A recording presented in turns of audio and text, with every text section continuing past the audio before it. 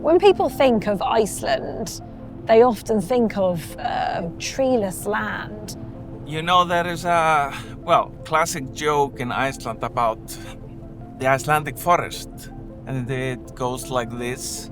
What do you do if you get lost in an Icelandic forest? I don't know, what do you do? You just stand up. The stark and austere landscape of Iceland is iconic. Punctuated by vast glaciers and volcanoes, one of the most noticeable traits of Iceland is its lack of trees. But Iceland's landscape is changing to bring back forests to this treeless land.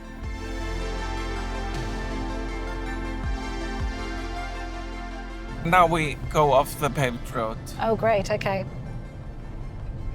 Whoops. Whoa. No. The Icelandic speed bump. Professor Samson Harðarson is a forestry expert with Iceland's Land and Forest Service and is working on a hugely ambitious project.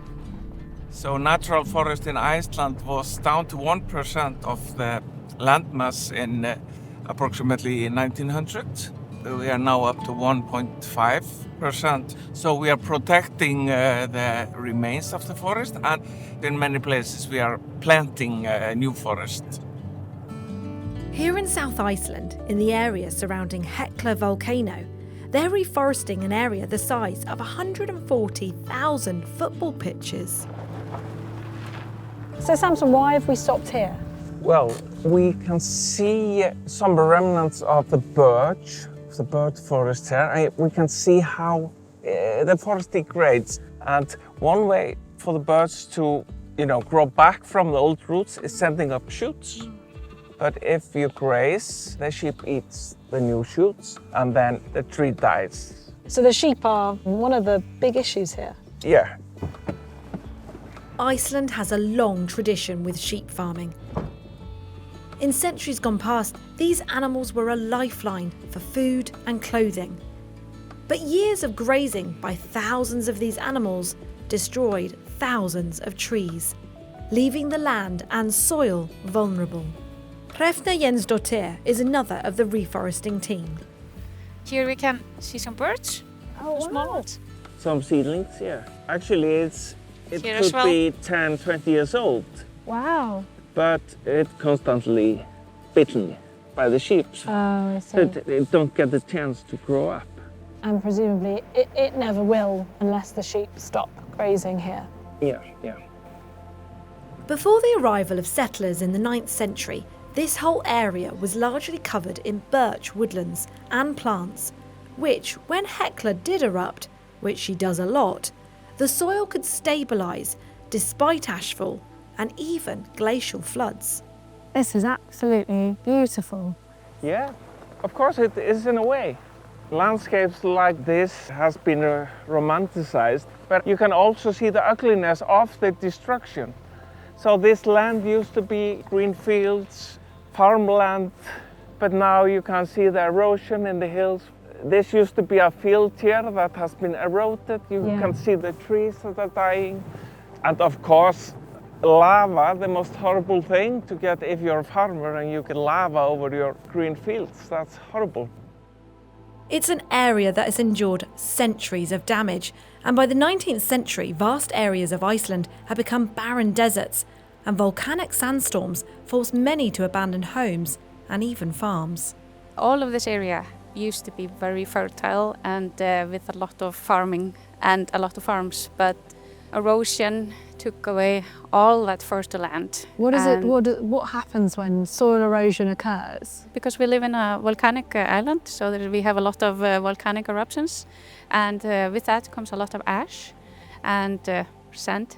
Then we also have a lot of wind, so the wind takes the sand and brings it over a good area, and then it takes all the goodness goes away, the wind and the sand. So it's a kind of sandstorm, just like carves all the good land away. And then it blows just away, the rest. It just blows away, yes. So even good fertile land just becomes degraded. Yes, it does. Without meaning to, we sometimes make the conditions we film in look better than they were. To better understand how the combination of wind and sand can scour the soil, here's a look at the conditions we were actually filming in.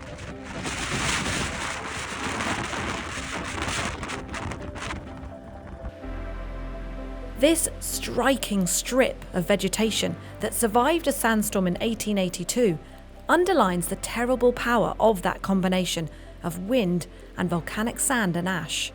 So what's happening here? Because we've got all these amazing trees, but actually just next to it is some very rocky land. All of this area, this lava field over here and on the other side, used to look like this, very fertile with a lot of trees. But in 1882, there were sandstorm for 3 weeks. All of the soil that was here just got blown away. And this part where we are standing got sheltered by the mountain. It's just over there. So this area got saved? Yes, Just by a the narrow mountain. strip. Just a narrow strip, yes. Wow. So how was the storm able to destroy so much of the forest here? There was very harsh conditions here in Iceland in 19th century. It was very cold. We call it the Little Ice Age. So people had to, firewood to heat up their farms. People were cutting down a lot of trees at that time. And then you only have the vegetation here. And when there's big storms for 3 weeks, then the grasses just all went away. If the trees had still been here, there would have probably been some damage, but it would have been much less because it gives shelter to Of course. a lot of the area. Yeah. And desertification, the process of areas turning to deserts, it's a big problem for Iceland. Yes, and it's very difficult to go over the area, and so it's very difficult to put fertilizer there so the vegetation can come back. But here they're not just battling land degradation, but an impending eruption from Iceland's most famous volcano. Mount Hekla has erupted more often than any other volcano in Iceland. Some historic eruptions were so powerful and violent that the volcanic ash reached mainland Europe. Sheltered from the weather, in the slopes of Hekla, this is a remnant birch forest. In a protected area, it survived and now represents this goal of restoring Iceland's forest, with high biodiversity and soil enriched by volcanic activity. It's lovely. I can really hear the wind in the trees here, which is obviously unusual in this part of Iceland, isn't it, to have this much tree cover? Yeah, wind in the trees is kind of rare, but yeah, this is nice. Should we go? Yeah. Here we can see some young trees growing up. Maybe a little bit further there. Look at the soil here. Obviously, there's a lot of sand and ash in it. It does have a sort of a gritty texture. Is that the ash? Yeah, but actually but a lot of organic material here too. And this is good. This is good soil, or this is not almost good soil? Well, if it's stable and the vegetation gets hold and the tree starts to grow, it's quite good. But it's sensitive, of course, to erosion if the wind gets hold in it. Yeah. So it's still at risk then of soil erosion? Yeah. As part of Iceland's commitments to restoring the forests, they accepted the Bonn Challenge, an initiative that unites nations to restore landscapes and reverse the effects of land degradation. To do that, they need to plant a lot of trees. And I mean a lot. Hey guys. Hi, Gabrielle. Nice to meet you. Will, nice to meet you. Nice to meet you. What we got here today? Some birch. Some little baby trees. Yeah. How many are in there? There's 67 in each tray. Wow. Yeah. And you're going to plant every single one individually? Yeah. That's amazing. Yeah. How long would all of this take you? Just for me or for the whole crew? The whole crew? Oh, half an hour. Wow. Yeah. That's pretty speedy. Yeah. That's amazing. And when you're planting them, what do you need to do? It's not really the grass that we're looking for here, but if there was here, go there. And then you slide the plug in straight like this. Yeah. Yeah, and then close the hole. But I can show it better over there with Okay. Yeah. better ground. Yeah, let's go. Let's do that. Where do I sit? Here. Here? Okay. You good? Yeah, I'm good.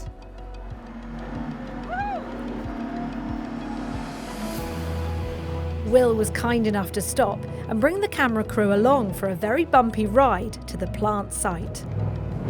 It's a bit crazy in here, eh?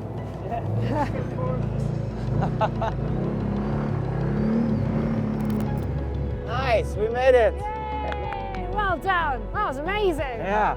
Good job. Okay, so just getting them ready for planting. Yeah. Yeah. Maybe you want to plant the I'd tree. love actually. to, yeah. Let's yeah, find yeah. where he hasn't been. Yeah. So what are you looking for when it comes to This- where you're going to plant? This is lime grass. Yeah, And that's this, what yeah. we're trying. So Okay. anywhere where you have any vegetation, Yeah. you go in there. And then you slide it in. Some people will foot close, or you can just do it with your hand. Yeah. And then now you gotta put a little bit of fertilizer. And what's this? This is fertilizer. Yeah. And that's because the soil, it Yeah. needs the extra help? Yeah, exactly. It'll help the Yeah. roots to start. Will and the team are experts. They can plant hundreds of trees in just one day. Master can do this so speedily. Can I have a go? Can I Yeah. plant one? You wanna take the...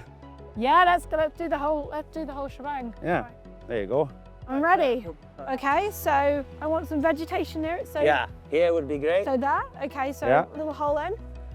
So a C cut like that. Yeah, Get one of those. Slide it in. yeah, Like good. that's it. And I'll kick it. Yeah, there you go. I can put the fur. Planted my first tree. There you go. Great. Brilliant. Yeah, keep going. You put me to work. What about here? No? That would be the best spot. Yeah, over here. So how many of these are you doing, Will?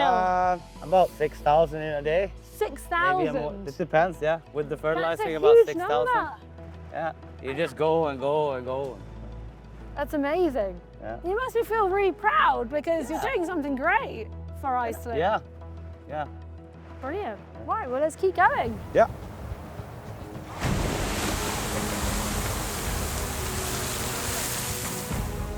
Iceland is dreamlike for visitors.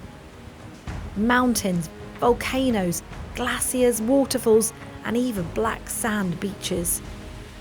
But behind the beauty is an ecosystem that is still classed as one of the most degraded in Europe, having experienced one of the worst cases of deforestation in the world.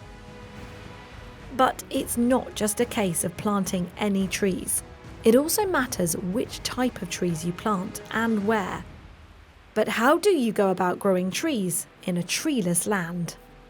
Most of these trees are, planted after 1978 or so, and these are actually the oldest one, planted in 77. This is your Yeah. oldest tree? These are the biggest trees. The biggest ones? Not okay. the oldest one. Okay. But then in the past decade or two, I've been adding on, more variety.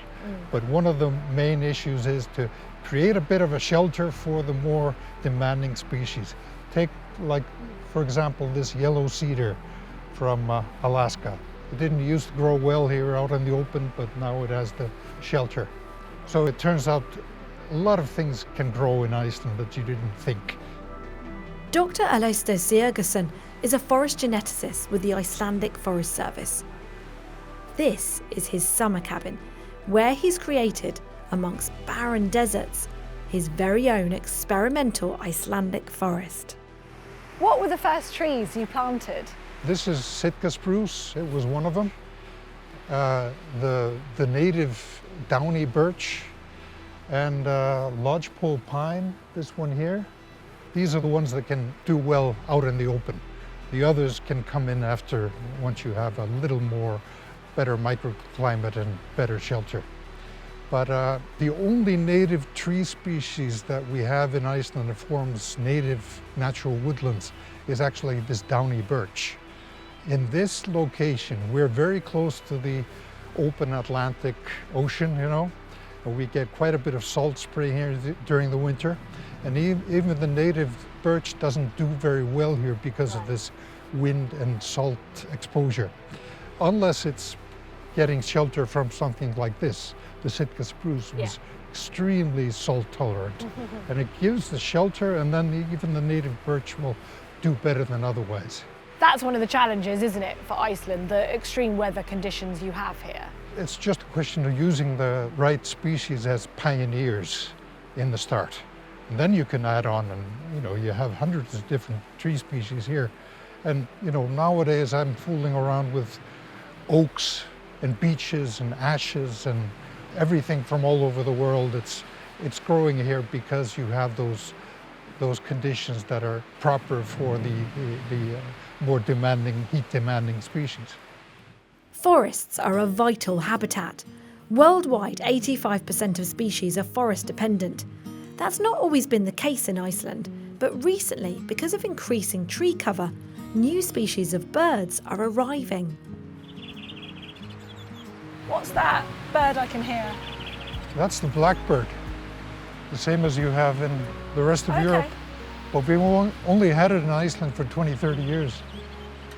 It came in by itself and started to live in the trees, wake us up at 5 in the morning during the spring and summer. The woodcock, for example, didn't used to exist here, but it's now nesting in Iceland every year. The birds themselves are a bit of an index of biodiversity, and we notice that here. They're increasing in numbers and have very much to do with the increase in forest that we have. Okay, this is a good spot. This is nice, this is beautiful. Yeah. One of the most successful methods has been the iconic purple flower, the lupin. But as a non-native species, it's become a source of contention. Icelandic volcanic soil is like any other volcanic soil. It's rich in all minerals except for one, and that's nitrogen. Right. Because we don't have any nitrogen-fixing species in our flora, so the lupin was brought in to save it more to enrich the soil for other trees. Okay. But then it became one of those many topics that Icelanders like to argue about, claiming that it's a non-native, alien, invasive species that's threatening all Icelandic ecosystems, but it has a purpose, it has a role, and so on.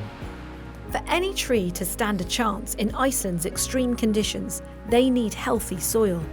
But as our climate changes, the soil may not be enough. The trees that you grow here, they need to be able to cope with the extreme weather conditions, but there's something else looming, isn't there? The warming temperatures are an issue. That's right. A tree growing in Iceland has to be able to, succeed in the climate we have now.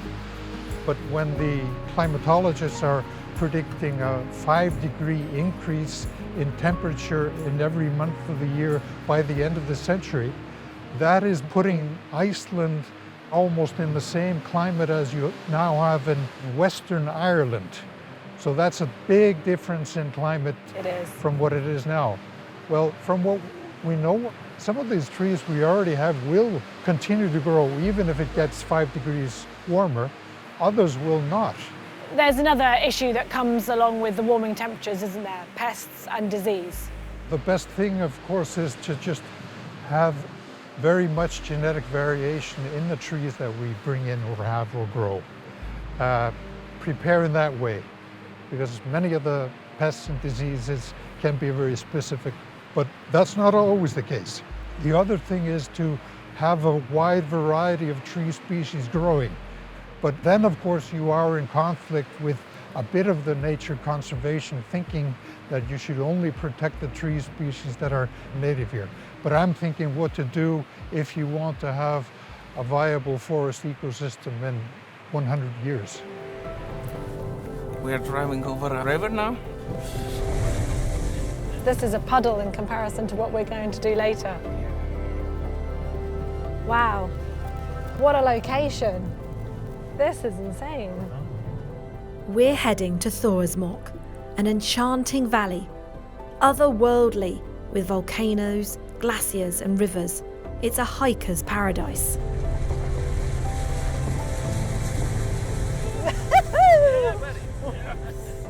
Like much of Iceland, it's an area that by the 19th century had become all but bare of trees, and soil erosion was destroying the land. Early intervention in the 1920s means this area is now a beacon of forestry success.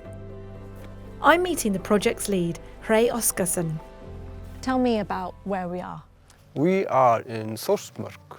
It's the forest of Thor. It's like from the mythology of the old one. On the other side of the valley, it's called Goðaland, like the land of the gods.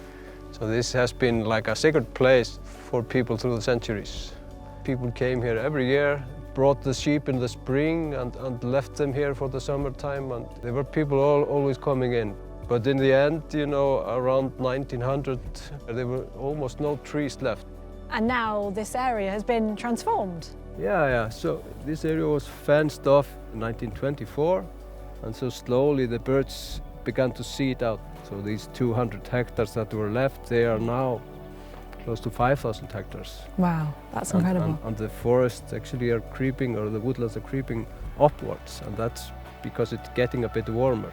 And it's very important to have these trees here because we are in the middle of volcanic zone. We have volcanoes here, Eyjafjallajökull, that erupted in 2010, stopped the flights all around the northern globe.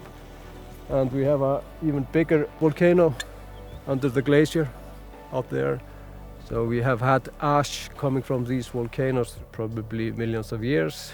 And they can survive, can they? Yeah, the birch trees, they are adapted to this and they can survive. It may be a huge success story, but there's always work to do. Volunteers come from all over the world every year to help maintain the forests and soil here. The first job today is taking cuttings of willow trees. What are you digging up there, Samson? It's clover. Oh, clover. So this is one of the plants that will help the soil? Yeah. Oh, brilliant. Many of them have 3 leaves, but we have some of them with 4 or 5 leaves down here. I need to go looking, in do the I? valley. Yeah? He's going to look for them, for sure. I'll let one of you lead the way.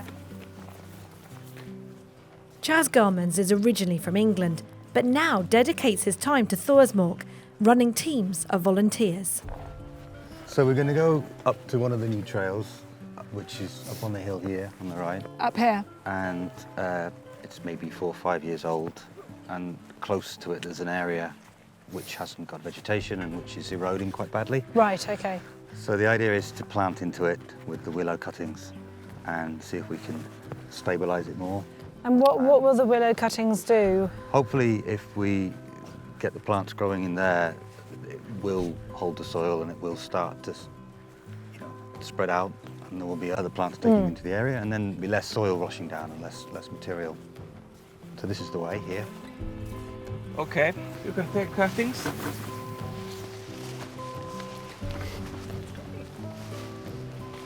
I'll do one. Sideways like that.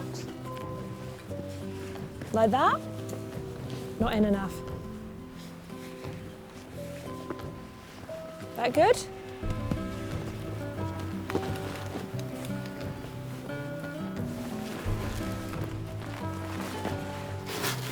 I'm putting a little bit of fertilizer to strengthen the vegetation, to hold the soil. What role do the trees play when the ash comes down? When we lose the forest that protects the soil, and the ash begins to blow around, we get this wind erosion. And that's a problem, because the soil is very important to store carbon. It sustains a lot of plant growth, and all this plant growth sustains the ecosystem here, all the insects, all the birds, mice, fox, yeah, whatever. And so this soil here, is this healthy soil we're looking at? Well, no, this is probably the lowest part of the old soil. Most of it has been eroded. So if you dig down into this, you can see underneath that there are actually ash. Oh, the black bits. Yeah, the black bits in the soil. So you have like volcanic ash layers. If this is like the lowest part of the old soil, this might be thousands of years old. Wow. A few thousand years old. So when the soil was thicker, before it eroded, you Yeah. probably had ash layers from different volcanoes from different time. The ash has both positive and negative effects, of course. And the positive effect is that you get all kinds of nutrients. Like in 2010, when you got the ash coming from the volcano, you could see the effect on the vegetation. Everything was like blooming afterwards. But when the ash falls on barren land, it's blown around like snow. So that actually damages all vegetation, and that's part of the reason why we got so much erosion in Iceland. Growing trees takes time and huge amounts of dedication. But for those involved in bringing trees back to Iceland, they're doing it not for today, but for tomorrow. We have these extreme events in Iceland with volcanic eruptions and ashfall. It is important to get an ecosystem that has higher resilience than we have on the barren land. And if we have a proper forest cover on the land, we will not have as much problem with erosion in the future because of these volcanoes. So when you look around, how does it make you feel, seeing how amazing it looks today? This is one of my favorite places in Iceland. I have actually a history, and one of the people that gave this area to the Forest Service, that was my great-grandfather. He lived on the next farm west from here, so it's a little bit personal family matter. For most Icelanders, and especially of course the older generation, forests were kind of exotic. It's kind of a vision for many people to get back the forest. You're really passionate about it. For all the things you could be doing, what is it about this? Well, it gives me joy to plant trees, even though I won't be able to walk underneath them. You see, when I was a teenager, we had only small pockets of planted forests. And I remember looking at those pockets and wondering, is this possible in Iceland that this tree will grow? And now I've seen this happening, and I've seen big changes. So I'm quite positive and optimistic.